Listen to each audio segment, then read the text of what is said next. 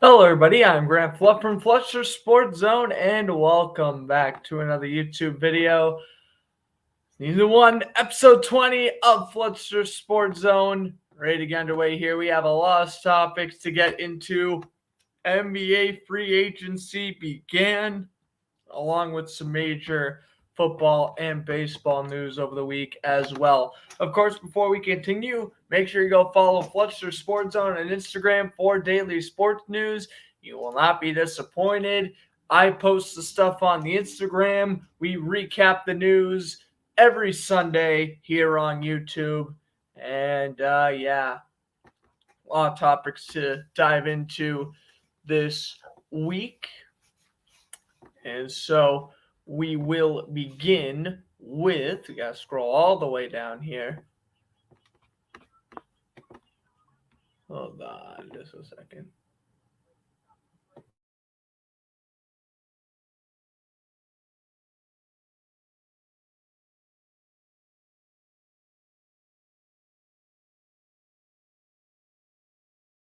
My great apologies. Okay, apparently my phone has a mind of its own. My goodness. We'll begin with Carson Wentz. I don't know what to say anymore. This is just awful. Newly acquired Indianapolis Colts quarterback Carson Wentz has undergone surgery on his foot and will miss 5 to 12 weeks. I'm at a loss for words, really. How Jimmy Garoppolo doesn't even get injured half as often as this guy. Think about that for a second. If Carson Wentz wasn't decimated by injuries, he would first off still be on the Eagles, and second off, he would be a top 10 quarterback in the league. He got injured again during team drills, practice, or whatever. And as a guy who wants to see Carson Wentz succeed, I'm just getting upset now because how does he get injured this quickly? What, 4 months with the Colts and he just got hurt? It makes me so upset for no reason, but it just does. I want to see Carson Wentz succeed, and after every single injury he suffered since 2017, I'm just like, oh my God. And we're thinking, oh, he's on the Colts now. He's going to be fine. He's back with Frank Reich. He's going to do well. He's going to succeed in the system. The Colts were a playoff team last year. Imagine what happens when they don't have a 38-year-old quarterback. Oh, well, now you went from Carson Wentz to Jacob Easton. You may want to call Phillip Rivers out of retirement now. It's just, oh my goodness. I have never seen an athlete with almost as much unlucky, just can't catch a break. That is what Carson Wentz can't do. He just can't catch a break. He's injured.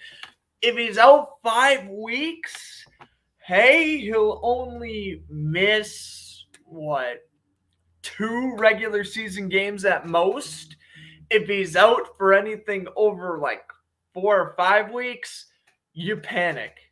And the Colts, 2 good running backs, really 3 if you count Nakeem Hines, 2 decent receivers, 2 decent tight ends, and an amazing defense and special teams. That could all be squandered if they have an unexperienced quarterback like Jacob Easton take the role. And honestly, I don't even think Easton's going to do that good, or Brett Hundley, or whoever. I just don't think, unless your name isn't Carson Wentz, unless they trade for someone or sign a decent veteran backup in free agency, I just don't see the Colts really succeeding without Wentz. All right, the Golden State Warriors, a nuke drop here. They re-signed all-star point guard / shooting guard Steph Curry to a 4-year, $215 million deal. Well, we know one thing. Steph Curry is retiring as a Warrior. I think that's the only thing this really states here. I got to be real with you. Steph Curry, at least in my opinion, he is still, I would say, top 3 player in the NBA right now. Maybe even top 2. The guy is incredible, hitting 3 after 3 after 3.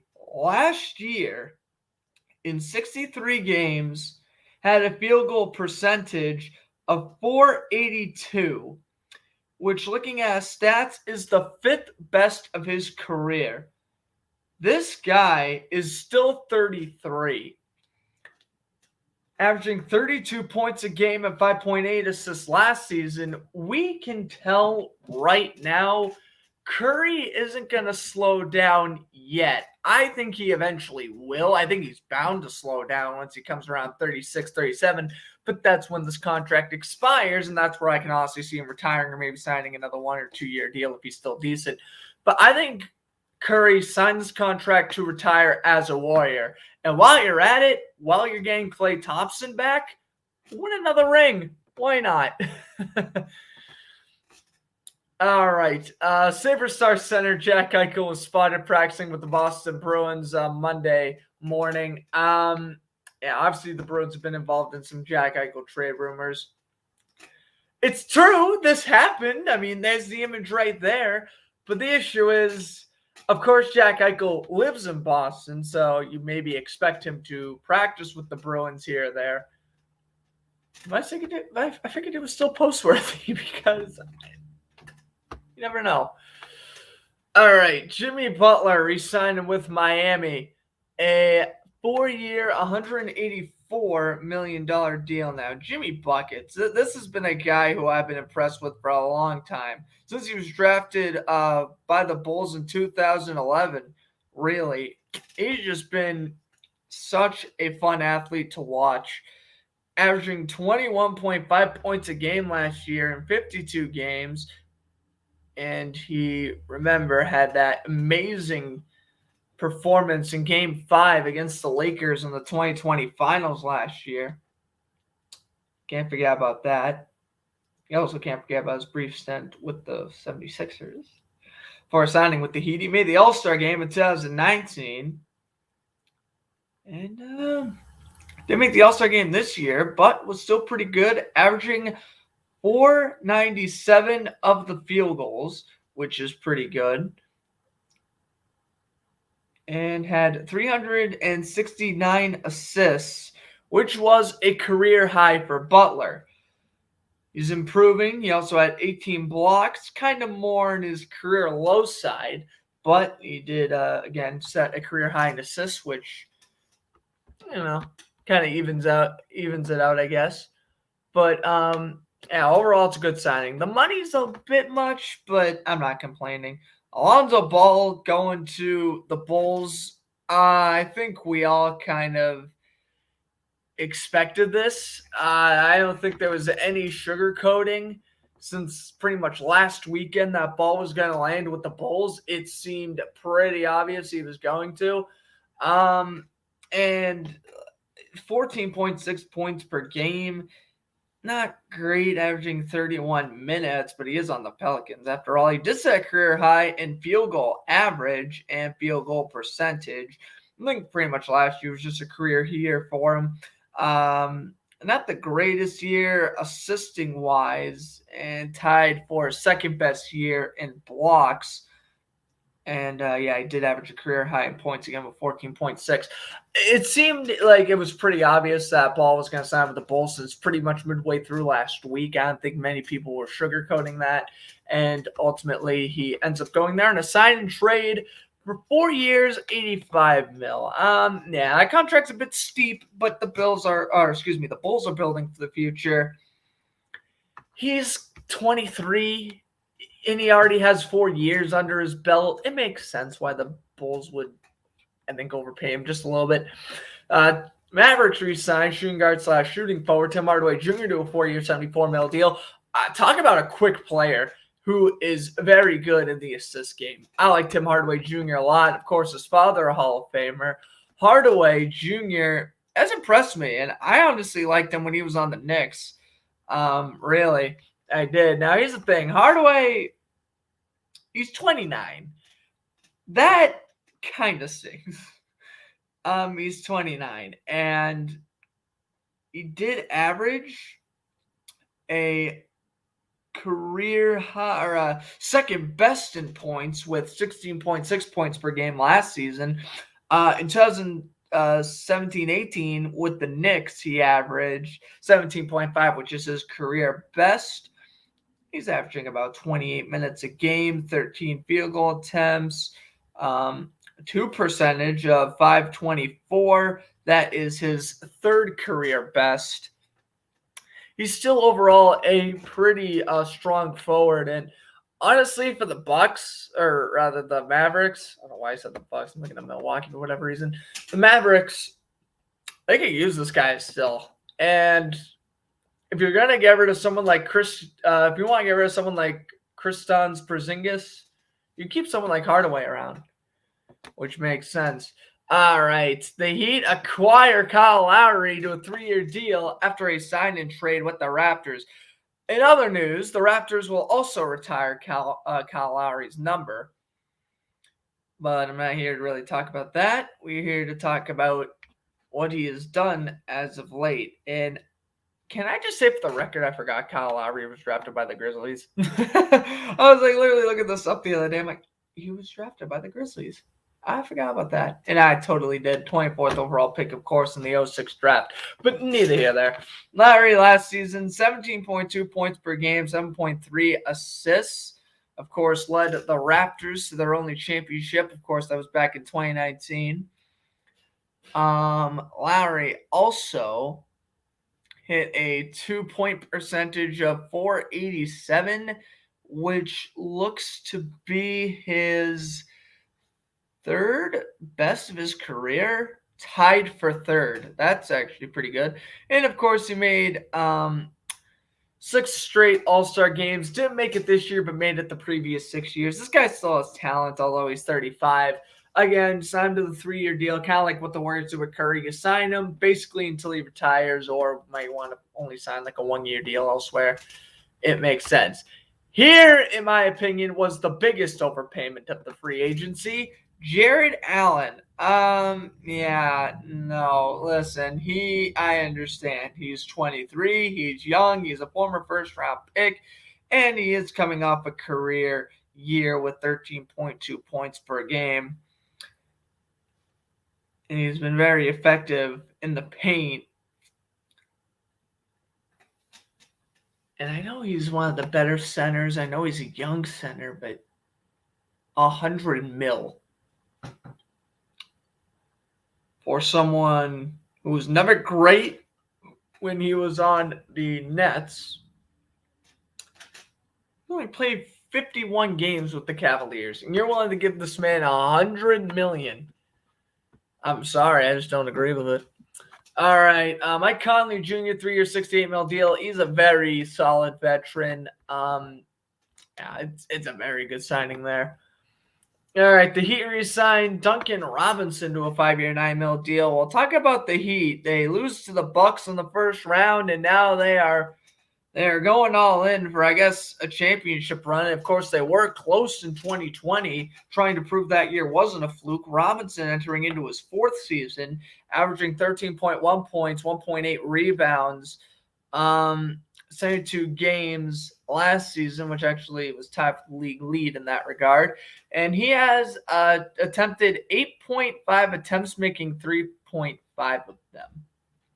Not the best free throw shooter in the world, but was second in his career in points per game. And he's also been pretty strong at the free throw, over 800 percentage there. So the guy's just all around a decent athlete. He's more of a defensive player. Let me check out his blocks real quickly. But yes, he has been a pretty good defensive player, averaging 0.3 blocks a game. It's not bad. So Robinson getting payment, I think. Raptors re-signed power guard / shooting forward Gary Trent Jr., 3 years, $54 million. I'm not going to go much into detail with this. Trent Jr., just another very young player who deserved to get paid. And that was the proper contract, unlike the Jared Allen one. All right, Chris Paul returns to Phoenix. It was announced he wasn't going to retire. A lot of speculation. He's going to sign with the Lakers. He's going to sign elsewhere. He resigns with the Suns for a 4-year deal worth up to $120 million. And yeah, this is a kind of huge thing.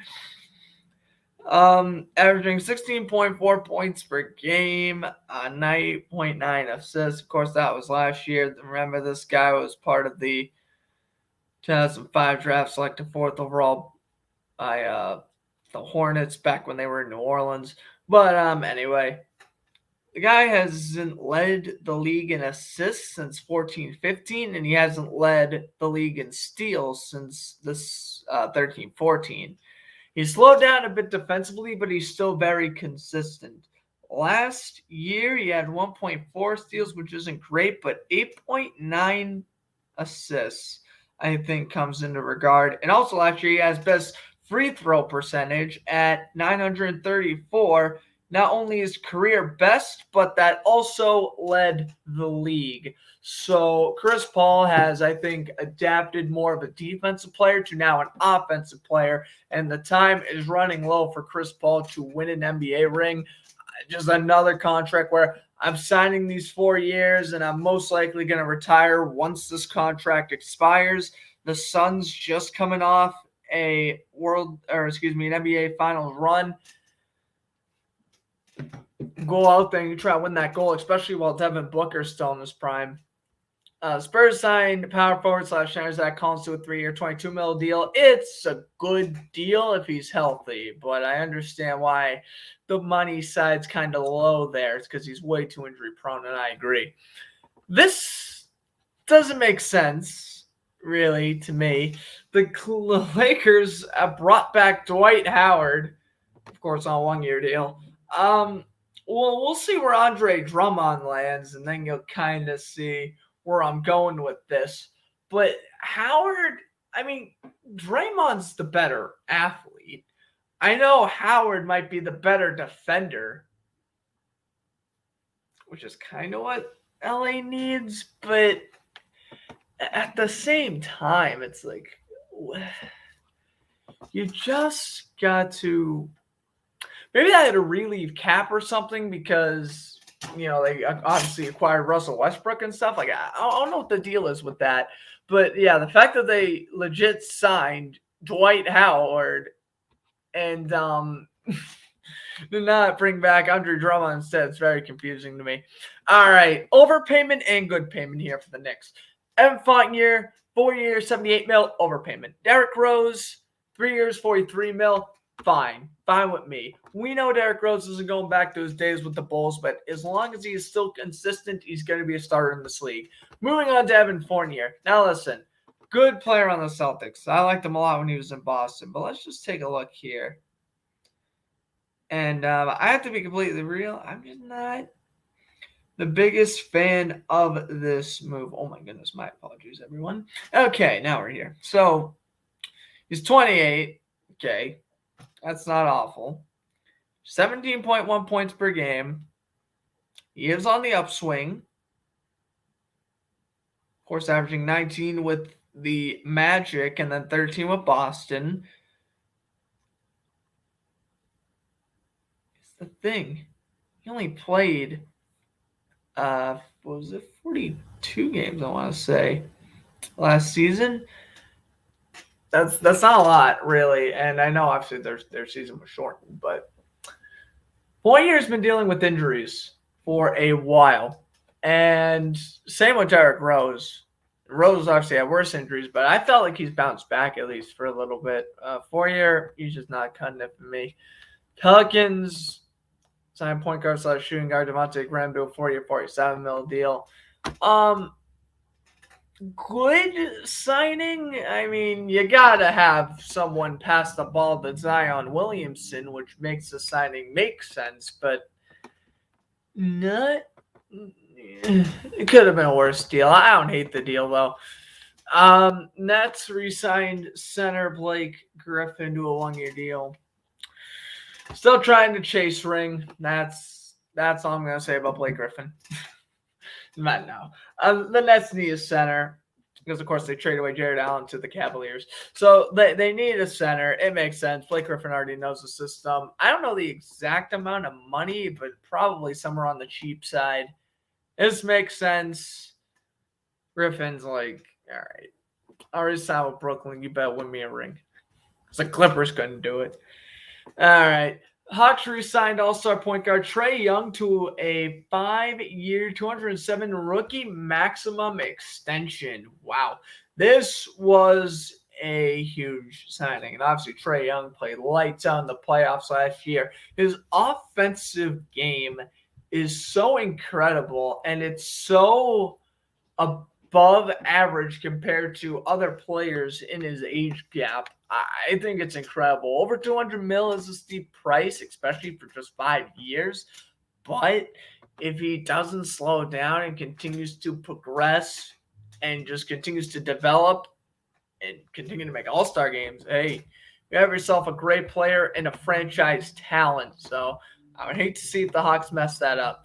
The Thunder get the worst player of the two, but no disrespect to my man SGA. He's still very good. 5-year, $172 million max rookie contract. Yeah, this is another signing that pretty much need to be done.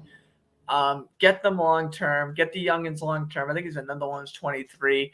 He's been pretty solid as well. Again, just like Trey Young, I think he mainly is better in the offensive style. Warriors signed Otto Porter Jr. I remember when he was on the Wizards. Not crazy news, but the Warriors get a decent piece for the bench, I guess. This hurt. The Colts all-pro right guard Quintin Nelson will miss 5 to 12 weeks undergoing foot surgery. So ironically, the two best players on the we'll get to Darius Leonard in a little bit. The two best offensive players on the Colts, not named T.Y. Hilton or Jonathan Taylor, got injured in a span of like 3 days with the same injury. Quintin Nelson and Carson Wentz suffered the same injury. I already talked about Wentz, how just unfortunate he isn't. If he wasn't struck down by injuries, he would be a top 10 quarterback in the league, which I do completely agree with. You're telling me if Carson Wentz wasn't injured, we saw him in 2017. You're telling me that guy wouldn't be better than Derek Carr, Kirk Cousins, Baker Mayfield, Ben Roethlisberger? Wentz would be better than all those guys if he wasn't injured all the time. Quintin Nelson, I don't think this is going to slow him down one bit. Like, he even put on Twitter, he's like, all right, the injury is a setback, but I'm just going to use that as determination. We're going to heal up, and whenever I come back from this injury, we're ready to rock and roll. Now, it looks like Nelson's injury is going to last a bit shorter than Wentz's, which is good. But at the same time, it kind of sucks, too, because Colts have the best lineman in the league, and I still think they do have the best offensive line in the league without Quintin Nelson. Obviously, losing Anthony Costanzo in retirement, that hurts. And offensive line is still great, but it's getting weaker. They do still have, 3 years left on the Ryan Kelly contract, which is good. But overall, it's a big blow for the Colts. But based off of what I've heard, Nelson should come back before Wentz. That's just what I've heard. Lakers sign power forward, shooting forward, Carmelo Anthony to a 1-year deal. If Anthony wins a ring, good for him. Other than that, I absolutely despise him for going for the Lakers. Moving on. I like him as a player, but I don't like when people say with the Lakers. 76ers signed center Andre Drummond to a 1-year deal. This is what I'm talking about when I was talking about Dwight Howard signing with the Lakers. This doesn't make sense.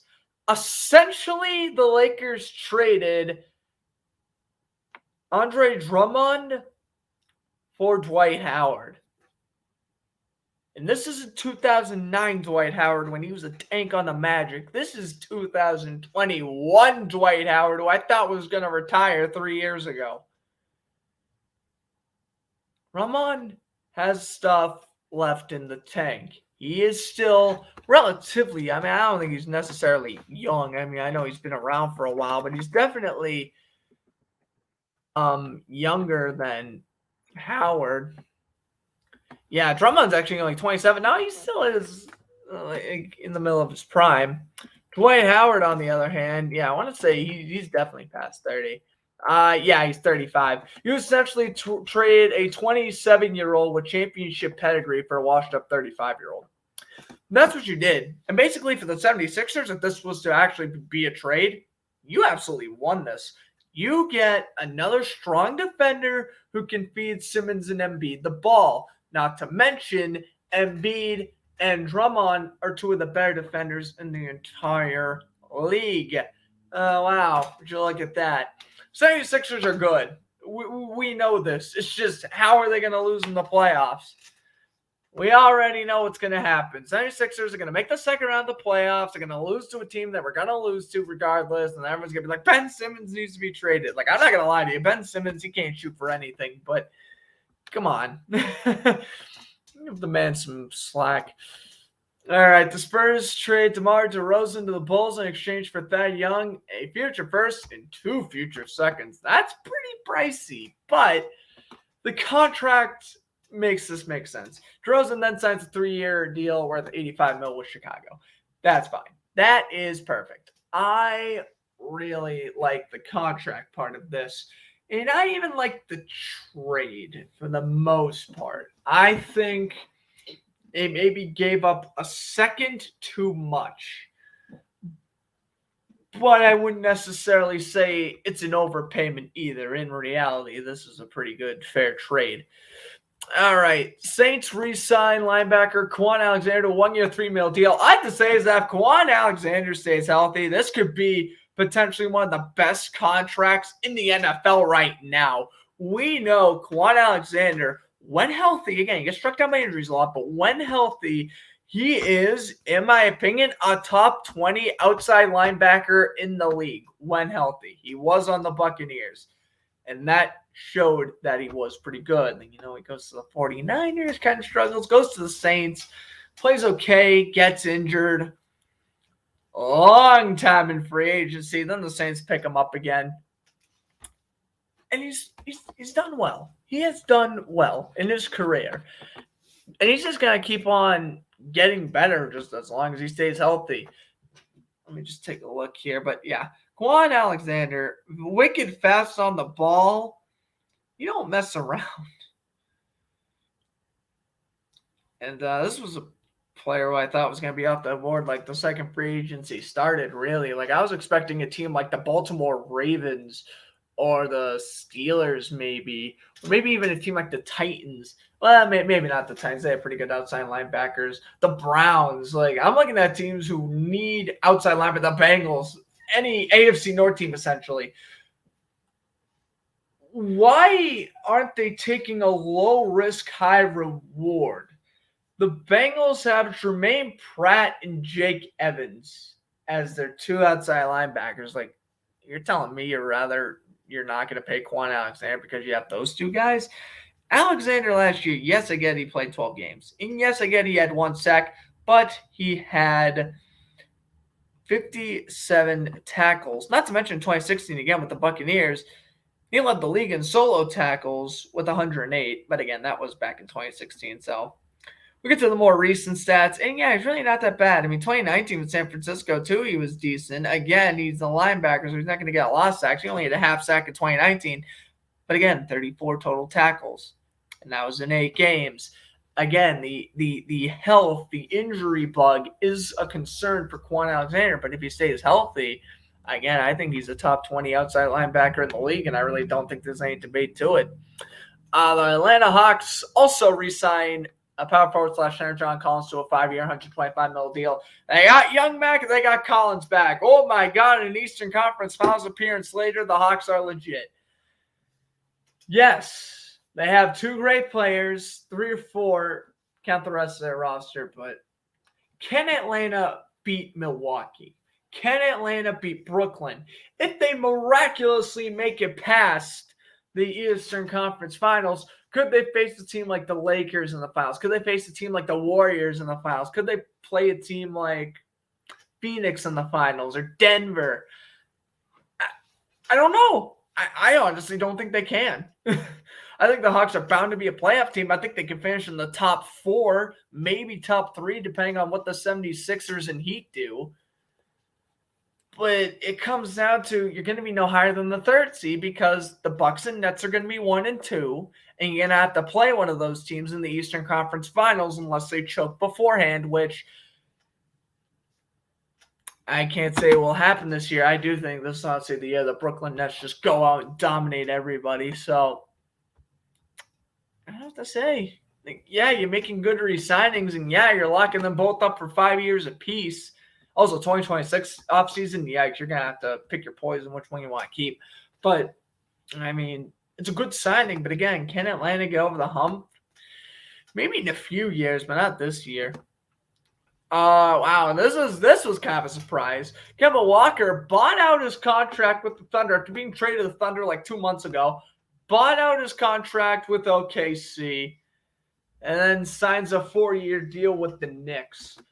Like, this is a 4-year contract I'm cool with. The 4-year contract I was on the fence with. The Rose contract I feel is fine as long as he stays healthy. This Kemba Walker deal, I don't know the amount of money, but I do know that Walker is pretty good in the regular season. That's when it stops. Kemba Walker, great regular season player.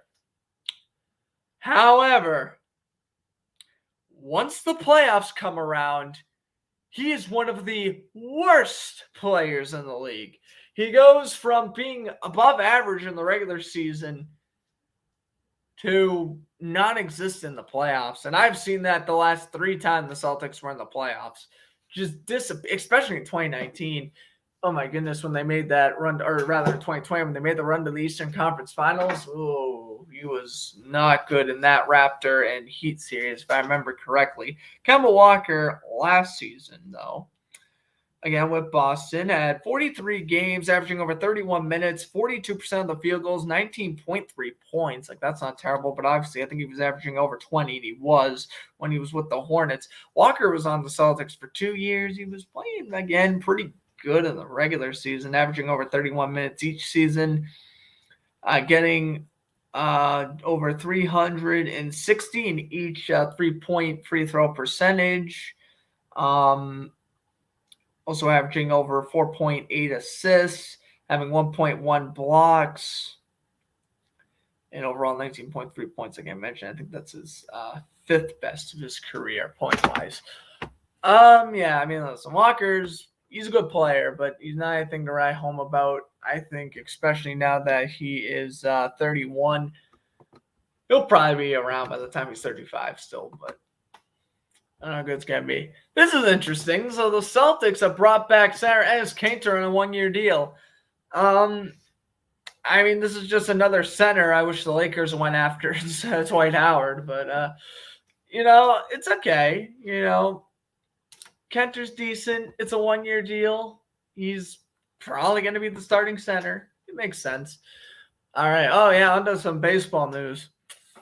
Baseball news, I don't know. I mean, I've just been kind of I'm not pleased with the MLB the past couple of weeks.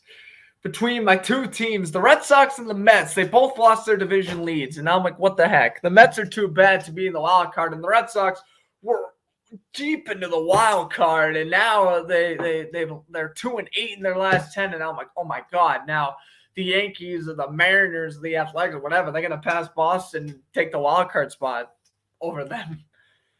And for the Dodgers, I mean, we know they got Max Scherzer and Danny Duffy at the deadline. They continue to add on with Cole Hamels, a 1-year deal worth $1 million, $200,000 signing bonus. It's really a good contract and a cheap contract. Hamels is 37 years old, but he is still pretty good. He re-signed Victor Oladipo, again, just keeping the culture around Jimmy Butler and Tim Duncan, or rather, Duncan. Tim Duncan was obviously the Spurs player, but yeah, you got what I'm saying. The Athletics have brought back left fielder Chris Davis. Like, I guess this was the week that everyone, if you were on a former team, you just came back. Like, we had Howard, we have Chris Davis here, who's again coming back, and then we also had, who was it? Enes Kanter was the other one. Did Walker play in the Knicks? I don't think so. yeah, Chris Davis, he was DFA for the Rangers like a month ago.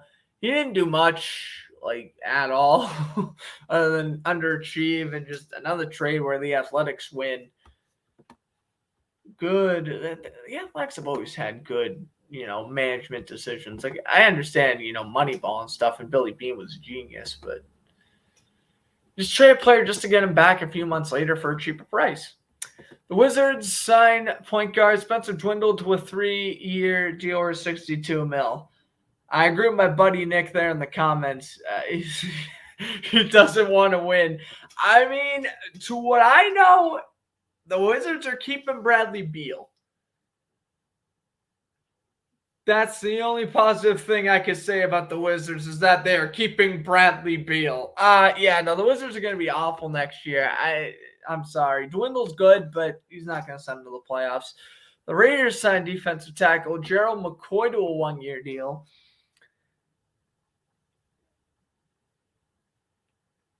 Like, the Raiders need... How is this? I give the Raiders credit for focusing on their defense. Yes, their defense needs to be dressed. Yeah, their defensive line could have been better. Getting a very solid veteran in Gerald McCoy helps with that. And I know McCoy's coming off an injury where he missed all last season. I get that. But he's coming back now. He's with Las Vegas. Here's my issue with this. You need secondary help. You are willing to take players who were injured last season. If you sign Gerald McCoy, why can't you sign Richard Sherman? And I'm talking about before the whole Sherman incident a month ago with him and his wife. I haven't even paid attention to that story in the past couple of weeks, but why didn't you sign Sherman earlier on in the offseason? I feel like you should have, right? The Raiders also need help in the linebacking core, which they actually put in KJ Wright's visit. Now, KJ Wright didn't sign with the Raiders. I guess the visit didn't go as planned, but at least they addressed the linebacking group, and they got a good veteran for the defensive line. But why didn't you sign Sherman? Or any other solid corner or safety earlier on in the season? Or rather in the offseason. I don't get it. Next re-sign power forward / center Julius Randle, 4-year, $117 million deal. Randle developed. The Pelicans were ruining him. He leaves New Orleans. He develops properly. And what do you know? He's pretty good. But here's my issue with this. This was the true year he was good.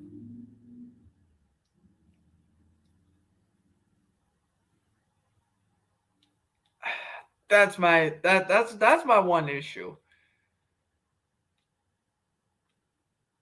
It might be a slim overpayment, but that's also maybe just me overreacting. I can't tell.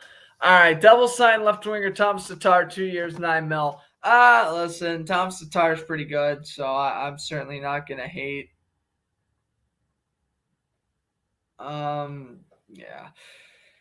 Could be a better contract, could be a worse contract. I mean, Tatar wasn't anything to write home about. He's just your average, very good left winger. Again, he's only making $9 million, so it's nothing crazy. They also re-signed Igor Sarjanovic. I didn't make a post about that, but the Devils also re-signed their young left wingers, I believe 22 years old, to a 2-year deal.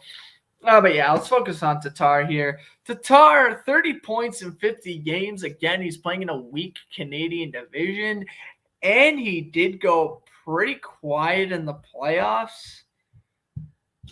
Tatar was not good in the playoffs, and that's all I'm pretty much going to say. But the good news is he is 30, and again, you're only giving him a 2-year deal, so it's not the biggest end of the world if this fails.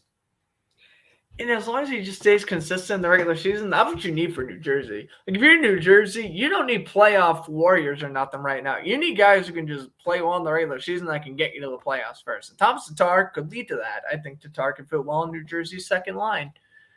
All right, football's back. Thanks to everyone who tuned into my broadcast on Thursday, commentating this monstrosity of a game. Oh my goodness, the Steelers win 16-3. They win the Hall of Fame game over the Cowboys.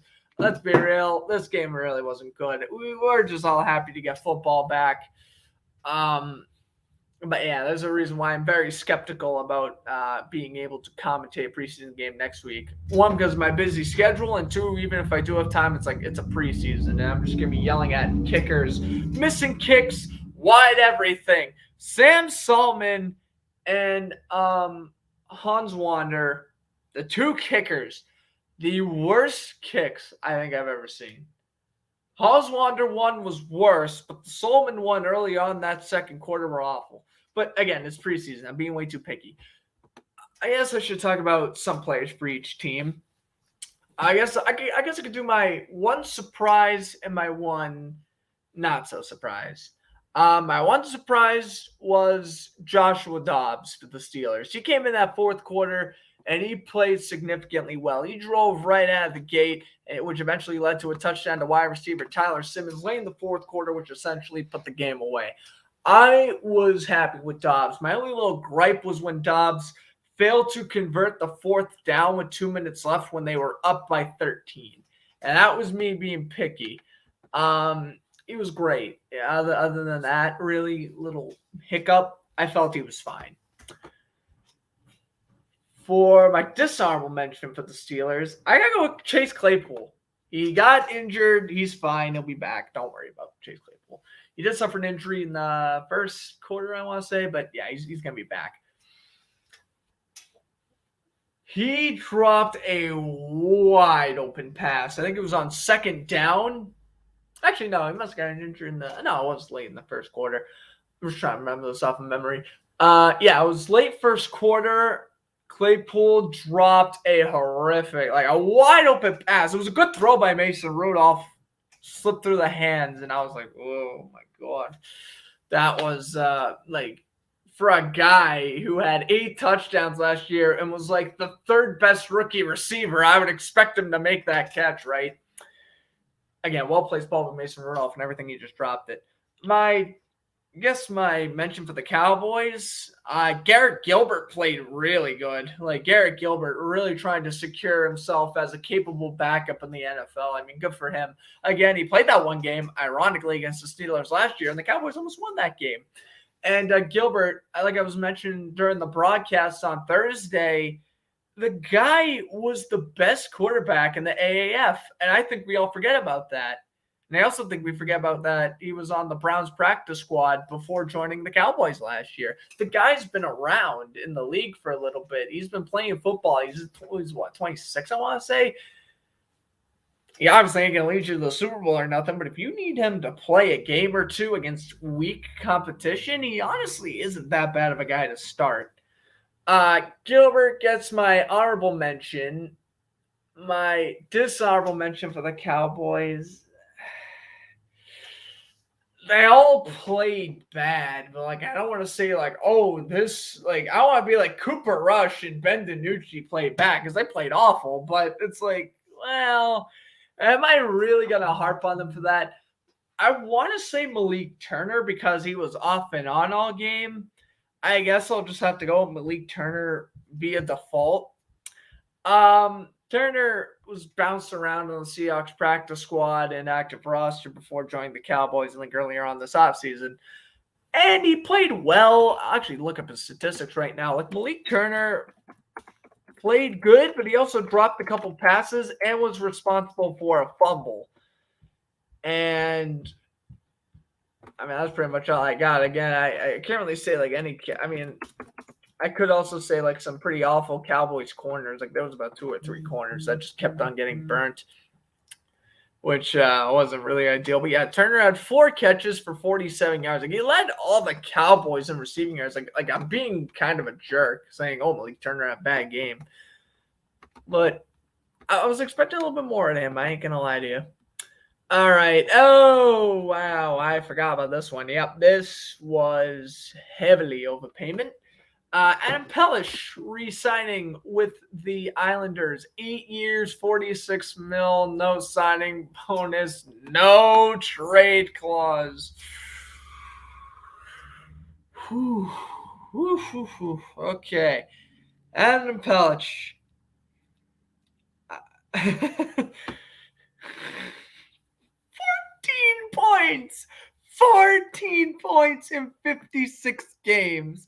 And you just gave a 26-year-old hard-hitting defenseman $46 million with a no trade clause.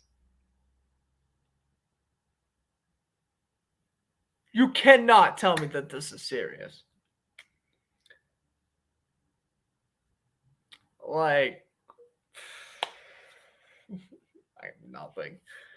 We'll get to Darnell Nurse real quick, actually. We'll get to Darnell Nurse, but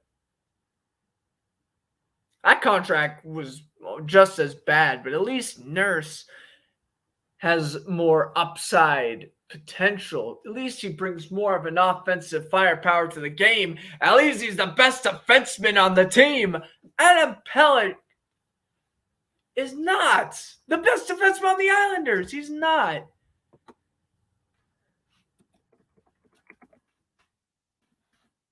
Yes, absolutely crazy. And yes, if you're wondering, yes, I do think Ryan Pelech is better than Adam Pelech. And even someone like Scott Mayfield and Noah Dobson are better than Pelech because they're more young, they're more cheap.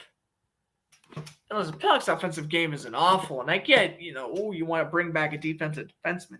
Here's a simple contract for you. 4 years, $22.5 million. You cut the contract in half. The years and the money in this contract is very good. Contract expires when he's 30. You can keep on re-signing him to like 3-4 year deals at a time. When you are throwing all of this money with the no trade clause for, again, a heavy-hitting defenseman when he's 26, I don't get it. Keep the core around for future playoff runs? Yeah, but Pelech isn't the guy I want to re-sign, though.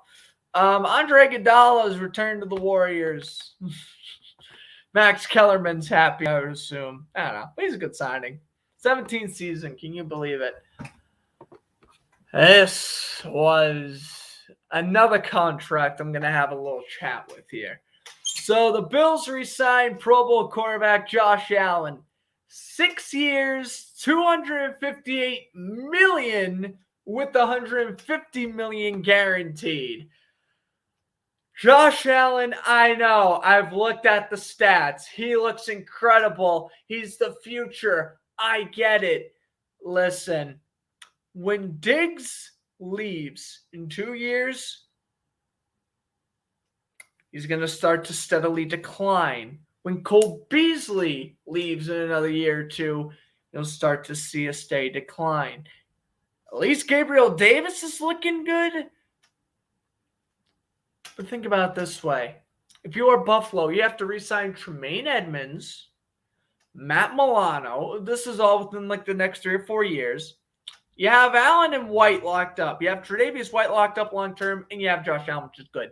But you also have other pieces like Levi Wallace, who's pretty good. Very good. Underrated second-string corner. You're going to have to not re-sign Matt Breida after this year, I would assume, or Mike Singletary.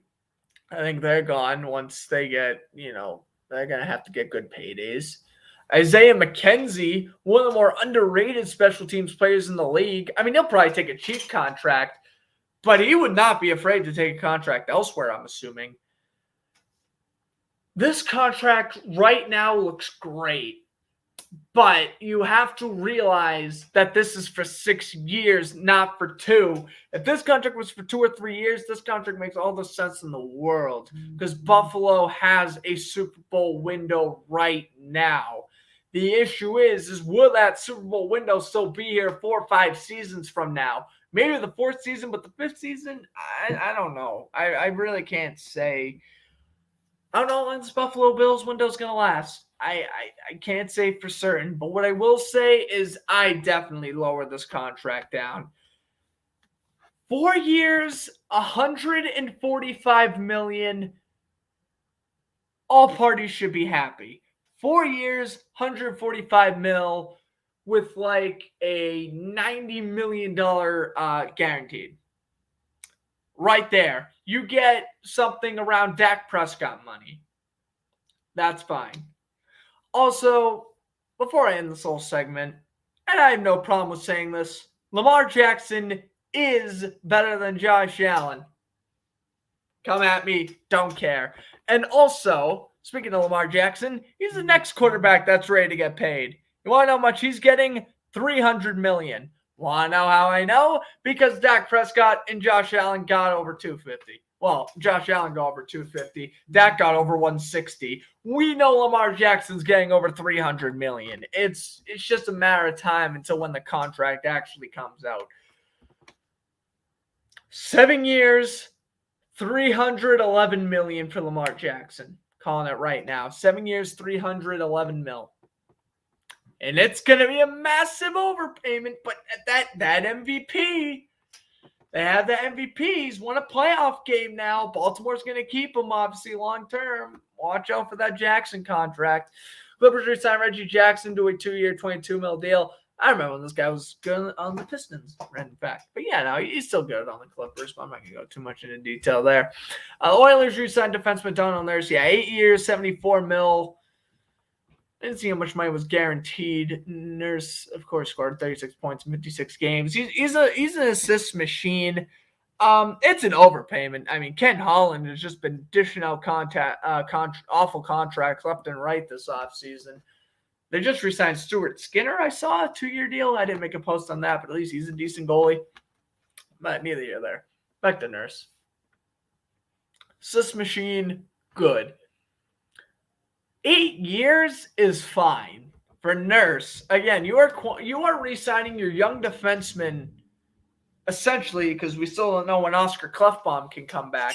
You are essentially still getting Darnell Nurse, who is at the moment your best defenseman, and at the moment, pretty much your young defenseman.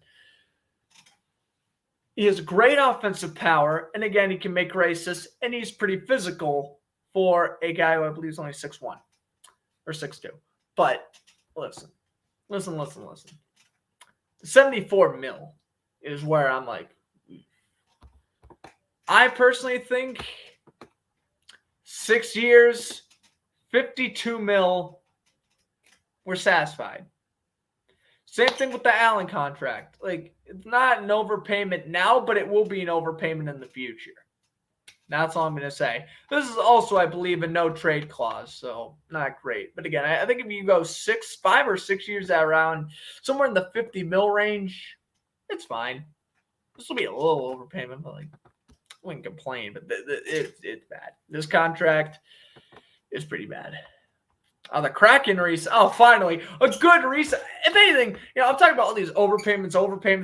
Oh my God, Vince Dunn gets underpaid. The Kraken re-signed him to a 2-year, $8 million deal. Underpaid. Vince Dunn should get like a 4-year, like $16 million deal. Give him $4 million every year for the next 4 years. Ridiculous. That's an underpayment right there. He's still young. Clippers re-signed all-star shooting forward Kawhi Leonard to a 2-year deal. Clippers, if you don't win a championship in the next 2 years,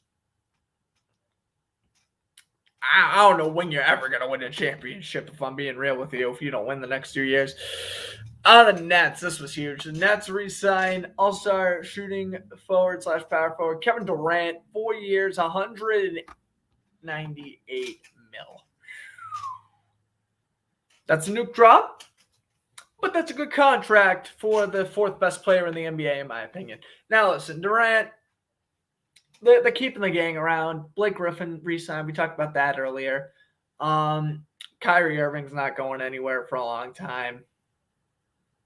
I don't really think the Nets made really any other huge moves in free agency, really. Maybe they did, and I'm just blanking out on it. But they still have their main core, and they still have championship aspirations, and I still have them finishing second in the East next year, so they better not let me down. All right, Athletics outfielder Ramon Loriano has been suspended 80 games for PEDs.